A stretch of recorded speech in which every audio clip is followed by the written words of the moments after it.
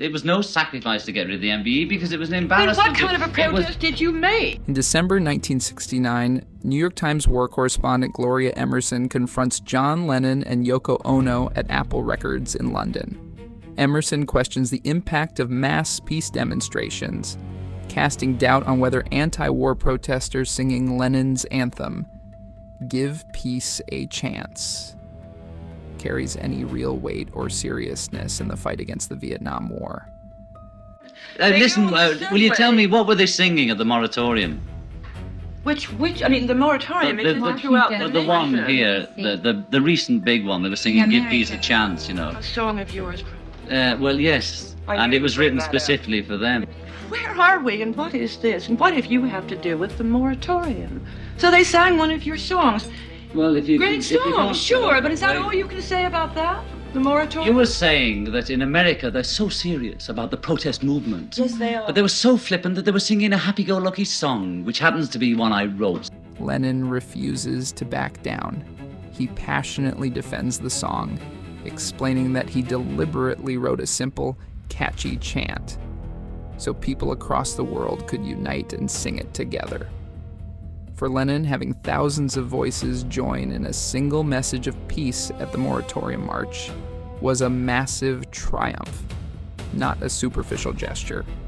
Was a message from me to America or to anywhere that I used my songwriting ability to write a song that we could all sing together. And I'm proud that they sang it at the Moratorium. I wouldn't have cared if they'd sang We Shall Overcome. But it just so happens they sang that, and I'm proud of it. And I'll be glad to go there and sing with them.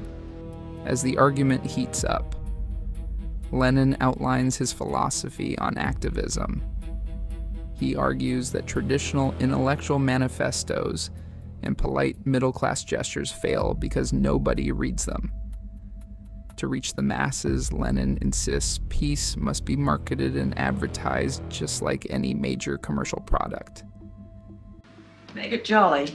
I will make it jolly. Yes, Can't you give up something else if it means a little bit more? It's not the sacrifice. You can't get that into your head, can you? You've stated a half a dozen times the MBE is irrelevant. I agree. It was no sacrifice to get rid of the MBE because it was an embarrassment. What kind of a protest did you make? You said I don't know much about an advertising campaign for peace. Can you understand that? No, I can't. A very big advertising campaign for peace. And self-aggrandizing. Well, you think are it's... you advertising Oh, John Lennon or do you want nice middle-class gestures for peace Maybe. and intellectual If you worked in manifestos America. written by a lot of half-witted intellectuals and nobody reads them? That's the trouble with the peace movement. Emerson pushes back, accusing Lennon of being completely detached from the brutal reality and ugliness of war.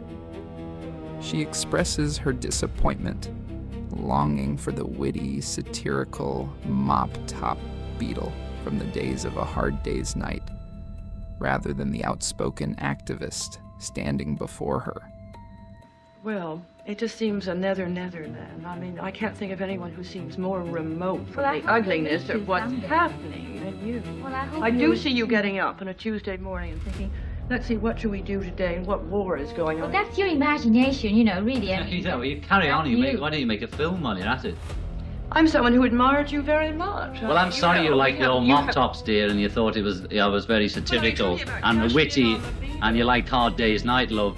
Lennon shuts down her nostalgia, telling her that while he has grown up, she clearly hasn't. When Emerson dryly asks him what exactly he has grown up to, Lennon delivers his famous quick-witted parting shot. About 29. But I've grown up, but you obviously haven't. Have you? Yes, folks. What have you grown up to?